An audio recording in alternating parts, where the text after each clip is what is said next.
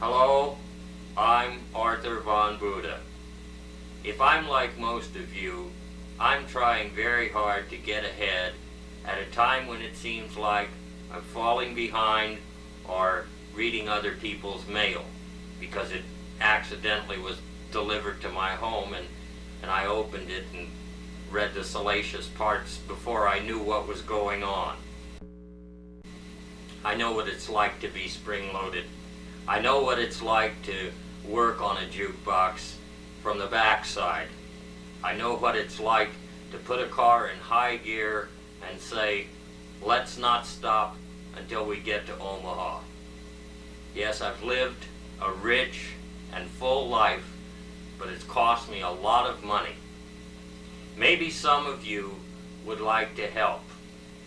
If there is, for example, a piano player out there who has nothing better to do, it would be very helpful to me to have a person around the home whose only duty would be to play that song I want to hear when I want to hear it. No, I'm talking about that man from some government agency that he won't specifically name, who says that he knows about my past life as a door-to-door encyclopedia salesman. Now, that would have been before I discovered the Mississippi River back in 1916. And looking back on it, those were glorious days. Reporters came to the door with bottles of booze and promises that they'd keep me on TV for the rest of my life and whatnot if I'd only tell them why I found it, how I found it, and what I was going to do with it.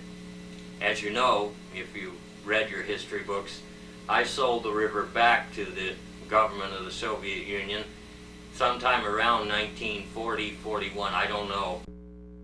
I understand that now there are heavy barges moving up and down the river, and that these barges are manned.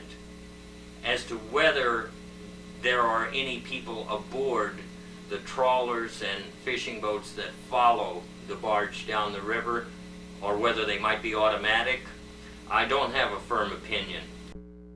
And now I'd like to just maybe sing a word or two of that river song. That little barge! That's my favorite part. But when I got back from Brazil, we had decided not to make a big deal about the riots there in the town square, because the big problem, as I saw it, was that heavy industry was not compatible with some people's view of modern sports facilities. I think those people know who they are. This suit, for example, was fabricated by a mallard duck of my acquaintance.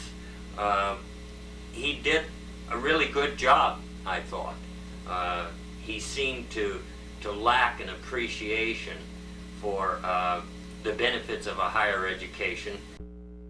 He had a patent on the latent stain remover that I had created with Mississippi River technology. He told me that we could make a deal, that he would not market the device if I would simply say it was all a mistake, that it was not a river at all, but a large sand dune. I considered this.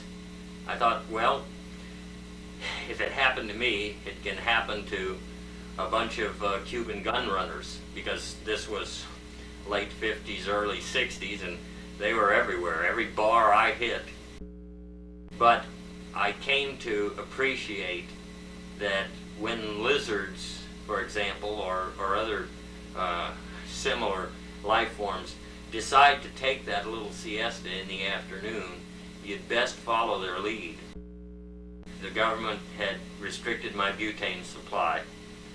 It's not a pretty story, and I really don't have time to get into it right now, but I just want to say, on this 15th anniversary of my discovering the Grand Canyon, that I've enjoyed speaking to each of you in the privacy of your own homes. Whatever the case may be, you may or may not be smoking heavily as a result. You may or may not be adjusting your diet as a sign of the times or in deference to the wishes of others, particularly your offspring. And ordinary people stop me in the shopping malls and ask, "Arthur, how did you do it?" Or, "Why did you do it?" Or, "What do you think will happen now?" I'm looking back on that event or series of events now on the 15th anniversary of that discovery. I guess a lot of people want to know, first of all, what propelled me to go in search of the mighty Mississippi. Well, I don't have an answer to that question. There was a time when I gave great sums of money to organizations whose principal goal was the eradication of formalism.